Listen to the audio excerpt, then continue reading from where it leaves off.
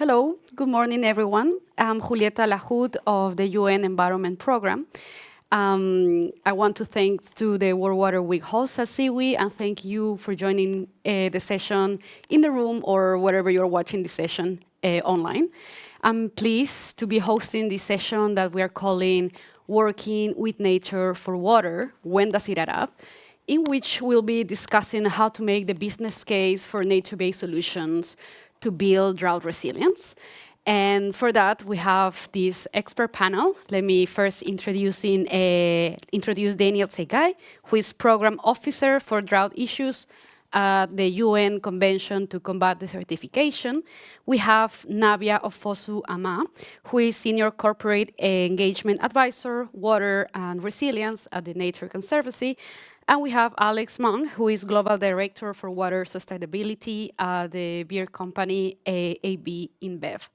So let me start with a very brief introduction. We know that making the case for nature-based solution is becoming more and more relevant nowadays as climate change continues. Severe droughts are affecting food security, water supply, ecosystems around the world, and also biodiversity. So because these challenges, there are different initiatives that are working in addressing these challenges. The Horizon 2020 Nexus project, for example, is working on making the business case by using cost-benefit analysis as a tool in drought-prone areas in European countries and also in Colombia. And there is also this at very early stage, the global report on the economics of drought resilience using nature-based solutions, which is being prepared by the Economics of Land Degradation Initiative, the GIZ, UNWCNC, the UN Convention to Combat Desertification, and others, and is expected to be launched next year at the UNCCD COP16. So I'm sure you have more initiatives to talk about. You are the experts here. So let me start with the first question, which is for Daniel. So Daniel, can you start by explaining to the audience, to us here, why is this issue so important? And we also know that the International Drought Resilience Alliance has been recently launched. So maybe you can also explain a little bit of what is the IDRA doing. Thank you, Julieta. The United Nations Convention to Combat Desertification is one of the 3 Rio Conventions. And it is the first of the Rio Conventions to formally recognize the nature-based solutions at the COP15 in Cote d'Ivoire in last year. And I also want to highlight that we have activated a survey. You have a barcode. Please help us to fill in the survey, a call for action on drought resilience. And for those who are following online, we are also putting a link. I also want to announce the policy brief on investing or innovative finance on drought resilience, which we are launching, and we welcome your comments on that. When it comes to the topic of drought, the intensity of drought, when it comes to its severity, frequency, is coming harder and faster as a result, partly of climate change. And as we know it, in 2022, Europe faced likely the worst impact in 500 years. So it is becoming a reality, and we need for this to be prepared more. We need from reactive to proactive approach. Drought is not a crisis anymore, it is a risk, and it's a constant risk. And you need a policy based on principle of risk reduction. And we need to also make sure that we have to have an integrated approach to drought management. Not only intersectoral or interinstitutional, but also cross-boundary. Countries should work together. That's where the International Drought Resilience Alliance comes into place, where the governments of Spain and Senegal launched this coalition in COP27 at the UNFCCC COP27 in Egypt. More than 30 countries and 20 international and regional organizations have joined ever since.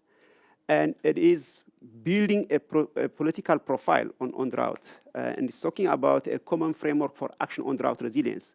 We need exchange of knowledge, sharing of experiences, and we need innovative financing for drought resilience. This is where one of the pillars on IDRA is. So talking about the nature-based solutions, at the UNCCD, we are a custodian of land degradation neutrality, SDG 15.3, and restoration commitments close to 1 billion hectares is already in place, also related to the UN decade ecosystem restoration. And land restoration is inexpensive, it is simple, and it's accessible to all. And when we talk about land restoration, I think it is important that it is about sequestering carbon, that it means removing carbon from the atmosphere, also reducing climate change, which is driving drought. But also, it's also about making water storage capacity of the land and increasing agricultural production. So we can deal with this, especially on restoration is not enough. We have to manage and protect land. And it's also about, this also helps us to increase agricultural production, more crop per drop. Also, in terms of consumption, reducing waste. And I have good news for every one of us here. 130 countries have already committed to land degradation neutrality. They have a target setting program, and they are working on their transformative projects to rehabilitate land. More than 70 countries have already drafted a national drought plan based on principle of risk reduction to become proactive. And there is a continuous engagement now by countries at COP15 where they are looking into a sustainable approach to mitigate the impacts of drought, where we had COP13, COP14, and COP15 consecutively discussed drought, and we had an intergovernmental working group on drought. So there is a lot being done, and I think we are on the right track. Thank you so much, Daniel. I think I want to highlight what you said, from going from reactive to proactive is crucial. And also you mentioned about the co-benefits of nature-based solution, which is the magic of nature-based solution that creates a lot of co-benefits too. And I want to talk to Navia from your experience in the TNC engagement with corporations and development of finance institutions on water. Can you explain to us how to make this business case? What is the utility or investability on nature-based solutions to fight climate drought, water drought, and also to increase climate adaptation? Great, thank you so much, Julieta, and thanks for having the Nature Conservancy here to talk a little bit more about this issue. So from a nature-based solutions perspective and nature in general, we know that nature provides critical water storage. So a recent World Bank report cited 99% of water storage being held within nature. So really critical to provide additional ecosystem services. You have regulation, filtration, conveyance, all coming from nature. And so it's a really critical part to enable us to mitigate flood and drought impacts. And so in addition to that, we think as TNC that nature-based solutions should really be considered as one of those areas that can really mitigate flood, drought, and adaptation. From a utility perspective, so the first part of your question, we have done research on the multiple benefits of NBS for a number of years, working with partners like the UN Global Compact's CEO Water Mandate and other private sector partners on the multiple benefits of NBS. And climate adaptation was one of those areas that really came through as being critical. And hearing that from the private sector, who are seeing the impacts of floods, who are seeing the impacts of droughts, and wanting to see these multiple benefits in addition to biodiversity, ecosystems, socioeconomic benefits, climate mitigation as well. And we are working on a new report specifically focused on NBS, climate adaptation, floods and droughts that will be coming out later this year. And that will share additional information on the state of play, what are the limitations, what are the opportunities, and some specific case studies as well on kind of where you're seeing NBS providing those benefits for mitigation. So the types of NBS that we found to be most relevant in this report include native vegetation restoration, so linking to this idea of land restoration. If you're putting in that native vegetation specifically, that can really help to mitigate the drought impacts. Also, natural opportunities for aquifer recharge as well, kind of finding the natural floodplain areas, seeing how that can help with that water storage. And then also agricultural best management practices that are kind of based in nature techniques as well are some of the areas that we identified in this report. And then thinking about investability, the other part of your question, we have seen this increased interest and investment coming from the private sector, so you'll hear Alex talk a little bit more about this as well. And seeing those multiple benefits, and it's coming from a risk mitigation perspective, but also looking at the cost effectiveness as well. So if you're able to do one initiative that can bring those multiple benefits, it can save that on that cost and also see a return on investment over time. So I just want to end with a quick example of our work in Cape Town. The greater Cape Town area, as people may remember, was hit by the worst drought from 2015 to 2018. They were facing day zero in Cape Town, where there would be no water left in the city, essentially. And so TNC worked with a number of partners. AB InBev is now part of this collaboration to do some case studies looking at what's the potential for nature-based solutions, but then other solutions as well. And so looked at invasive species removal. Can you remove certain alien species, allow that natural vegetation to regenerate, and think about opportunities to increase dry season availability to help mitigate these drought issues. So that was seen as a 24% increase in dry season availability, which is equivalent to about 2 months' supply for the city, just coming from that invasive species removal. And also from a cost perspective, that was 1/10 of the cost of other solutions like desalination or water reuse or additional groundwater exploration. So obviously just one of the parts, it's only 2 months of supply for the city, and also need for gray solutions as well, but able to truly see that return on investment for nature-based solutions in mitigating drought. Super, thank you so much. I think super clarifying the return on investment could be like a really good argument to bring different sectors to work towards building drought resilience, which is linked to what you said, Daniel, that it is needed like a cross-sectoral intervention and perspective. And that's why we have Alex here from the private sector. It will be great to hear from your perspective from this area. And I would like to know if you can tell us what are the risks that vulnerability to drought could create or trigger for AB InBev's business or operation? It's a great question, Ashley, and thank you for having me on the panel on this very important topic. At AB InBev, we're probably better known for some of our brands. So, for example, a Stella Artois, a Corona, Budweiser. So, as the world's leading brewing company, water is absolutely critical to our business. In AB InBev, we often say, no water, no beer. And it's absolutely true. I like that. So for our breweries, having a secure and reliable water supply is absolutely necessary. But also, we understand, clean water for growing the crops that goes into our beer is absolutely essential as well. So the barley and the hops. And so from not only our brewery standpoint, but our supply chain, water and the impacts of drought is absolutely essential. So from that perspective, without any water supply, the risk to our business is absolutely high. So no water, no beer. And we understand that. And that's why we have made a very strong commitment to support across 100% of our high water risk sites to have a measurable improvement on water availability and quality. And we're very, very keen on that one. And happy to dive into additional details as well. Super, thank you. I think so far we have these two quotes that is from reactive to proactive, no water, no beer. I like that one. And so I think you mentioned that it's not just about water availability, but also water quality. And can you add what are you or your business partners doing to make this business case for investing in nature-based solutions for drought resilience? Absolutely. And it's interesting to have this panel at World Water Week, which is great. So we're coming at this through the water lens, of course. But both you and actually a number of both of you have spoke to the other benefits, the co-benefits of it.